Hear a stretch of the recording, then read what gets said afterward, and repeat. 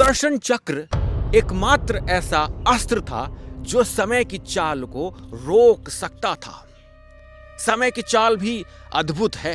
वैज्ञानिकों का यह मानना है कि यदि हम किसी यहां से पृथ्वी से 5500 प्रकाश वर्ष दूर यदि किसी ग्रह पर पहुंच जाएं और फिर वहां से पृथ्वी पर देखें तो हमें आज भी महाभारत होते हुए दिखाई दे सकती है। इसका कारण प्रकाश। आज से सदियों पूर्व जब महर्षि लगद ने आकाश की ओर देखा तो उन्हें क्या दिखा? पृथ्वी से उन्होंने देखा सूर्य का चलता हुआ प्रकाश, सूर्योदय, सूर्यास्त। परंतु सूर्य तो चलता ही नहीं, बस अपनी धुरी पर घूमता हुआ हमारी आकाश गंगा में आगे बढ़ता रहता है। तत्पश्चात महर्षि लगद ने सर्वप्रथम ये समझा कि सूर्य नहीं घूम रहा है, हमारी पृथ्वी के घूमने से हमें ये आभास हो रहा है, ये भ्रम हो रहा है। परंतु आकाश गंगाओं में स्थित नक्षत्र मंडलों में सूर्य प्रवेश कर रहा है और उनसे बाहर निकल रहा है। महर्षि लगद ने सूर्य की वार्षिक गति को 360 डिग्री के पूर्ण कोण में विभाजित कर उसे 12 समान भागों में बांट दिया। इन 12 राशियों के कारण ही हमें 12 महीने मिले। अंग्रेजों ने तो ग्रेगोरियन कैलेंडर से कुछ भी उठाया और हमने उसे स्वीकार कर लिया, परंतु ऋषि लगद ने तो सूर्य की संक्रांतियों को माह के रूप में दर्शाया। सूर्य देवता मेष राशि में प्रवेश कर रहे हैं तो वैशाख माह का आरंभ हुआ, वृष राशि में प्रवेश किया तो ज्येष्ठ माह का आरंभ हुआ। इसी प्रकार 12 महीने किसी न किसी खगोलीय घटना पर आधारित हैं। जो चीज ब्रह्मांड में चल रही है वही आपके शरीर में भी चल रही है, क्योंकि आपका शरीर भी एक ब्रह्मांड का प्रतिबिंब है। उन्हें दिखा वो सौर मंडल जो उस समय वो अपनी आंखों से देख रहे थे। उस सौर मंडल से महर्षि लगद ने जो सीखा वो आज आपके हाथों पर बंधा है। कभी विचार किया है कि आपके हाथों पर बंधी घड़ी में 12 ही घंटे क्यों होते हैं? चोरी किया गया है ग्रेगोरियंस या लैटिन से नहीं, हमसे, हमारे महर्षियों से। परंतु इन 12 राशियों का हमारे ऊपर क्या प्रभाव पड़ता है ये हमें किसी ने नहीं बताया। इस पृथ्वी पर जितने भी मनुष्य हैं उन सब की तंत्रिकाओं अर्थात न्यूरॉन्स को, बुद्धि के न्यूरॉन्स को जोड़ लिया जाए तो संभव है कि हमारी अरबों आकाश गंगाओं में जितने तारे हैं उतने ही मनुष्यों की बुद्धि में न्यूरॉन्स हैं। अर्थात आपकी बुद्धि कोई सामान्य बुद्धि नहीं है।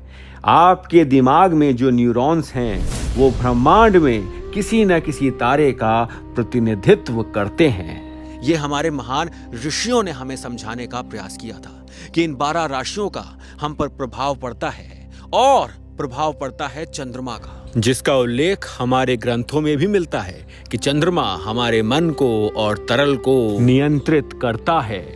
उस चंद्रमा का जिसके कारण हमें 12 घंटे, अंग्रेजों ने हमें 12 घंटे दिए, परंतु उससे पहले उस चंद्रमा की चाल को देखकर हमने 4 पहर दिए थे अपने लोगों को। आज के विज्ञान से सदियों पूर्व हमारे महान ऋषियों ने यह विज्ञान समझ लिया था कि ब्रह्मांडीय शक्तियों के कारण आपका शरीर 3 घंटे से अधिक एक ही भाव या स्थिति में स्थिर नहीं रह सकता।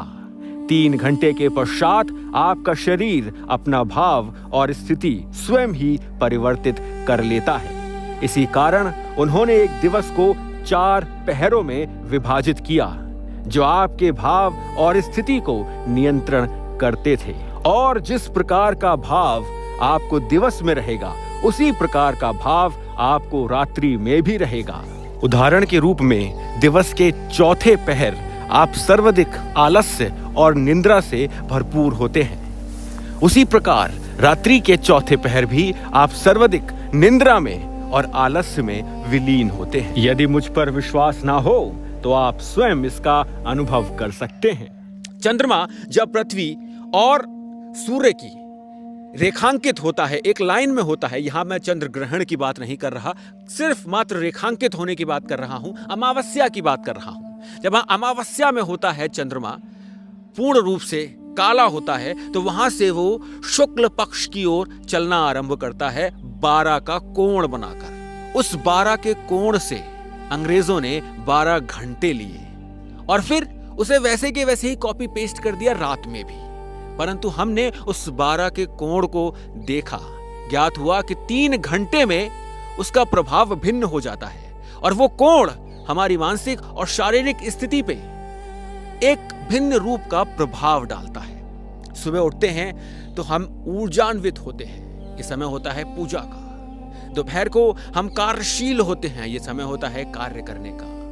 फिर दोपहर और शाम के बीच का एक पल होता है जहां हमको आलस्य हमारे अंदर भरपूर होता है। शाम होती है, ऊर्जा पुनः जागृत होती है, पूजा करने का समय है। रात्रि भी धीरे धीरे गहराती है और हम धीरे धीरे सोते हैं। उस पहर में हमारी नींद सबसे अच्छी होती है, उस 3 घंटे में। और पुनः 4 बजे ब्रह्म मुहूर्त आरंभ हो जाता है। 3-3 घंटे के हिसाब से हमारे ये पहर बांटे गए थे, जिसका कुछ अर्थ बनता था। परंतु अब 12 घंटे हम पे चेप दिए गए।